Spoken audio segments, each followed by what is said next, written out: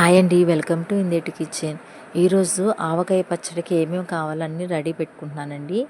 ఆవకాయ పచ్చడికి కావాల్సింది కొత్తపల్లి కొబ్బరి అండి. ఈ మామిడికాయ పేరు కొత్తపల్లి కొబ్బరి. కడిగి శుభ్రం చేసుకుని ముక్కలుగా కట్ చేసి పెట్టుకోవాలి.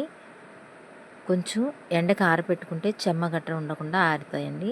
చెమ్మ లేకుండా ఉంటే పచ్చడి నిలవ ఉంటుంది.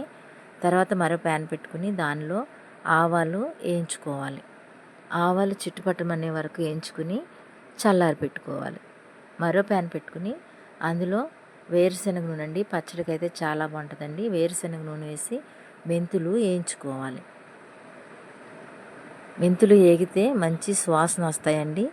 తర్వాత దించి చల్లారి పెట్టుకోవాలి. ముందుగా మనం వేయించి పెట్టుకున్న ఆవాలను పొడి చేసి పెట్టుకుందాం.